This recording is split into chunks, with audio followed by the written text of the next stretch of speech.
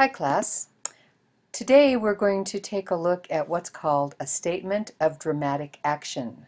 So this is a little bit more on the theater side of musical theater rather than songs and dances.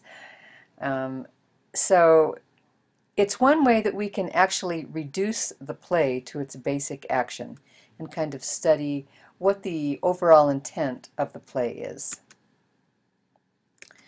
So a statement of dramatic action is basically a formula.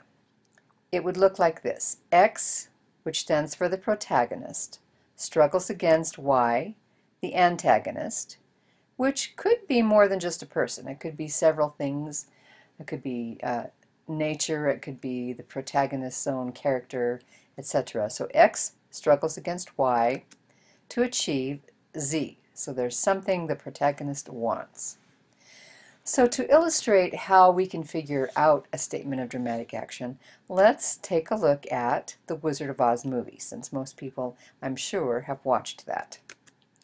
So I'm sure you can agree with me that Dorothy is the protagonist. What does Dorothy want? What do you think she wants? Well, I think that she wants to find more happiness. We have that in the very beginning. She's not happy with living in Kansas. She wants more out of life than her drab, what she feels is a drab existence. So kind of on a philosophical level, she wants to find more happiness. And then a little bit later, as things get going, what she wants to do is find her way back home. And that's really the part that's going to drive the action. So we could look at the Wizard of Oz statement of dramatic action as, remember, it's X struggles against Y to achieve Z. Dorothy is the protagonist, struggles against the Wicked Witch of the West and her own pride. You could put more stuff in there if you want to, but I think those are probably the main things she's struggling against. To achieve getting back home and finding happiness.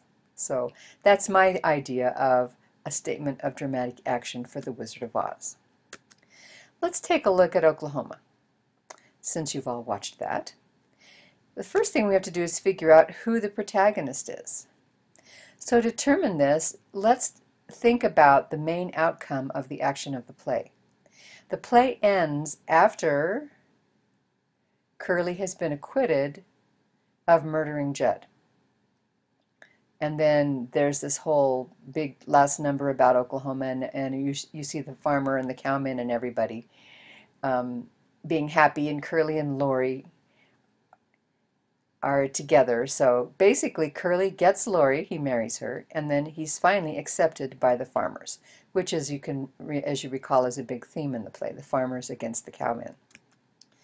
So what does Curly struggle against to obtain his wants? What obstacles stand in the way of him getting Lori and acceptance by the farmers?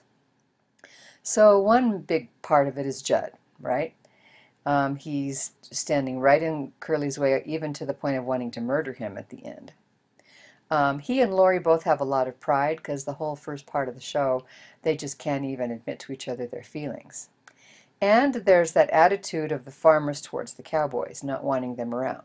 So he's got all of that stuff to struggle against, to provide dramatic tension so that the play continues, and so that we are satisfied in the end when Curly does win everything. So let's put it this way. Curly struggles against his and Lori's pride, Judd, and acceptance by the farmers to achieve marrying Lori and being accepted into the community. So to me, that's the idea of a statement of dramatic action for Oklahoma. Okay, your turn. So for discussion number 4, you are going to need to decide who the protagonist is in Fiddler on the Roof. And then you're going to need to write a statement of dramatic action that follows the formula, X struggles against Y to achieve Z. You're going to post your statement of dramatic action to the forum discussion and then reply to 3 other students. So I'd also like you to tell us a little bit about why you made the choices you made.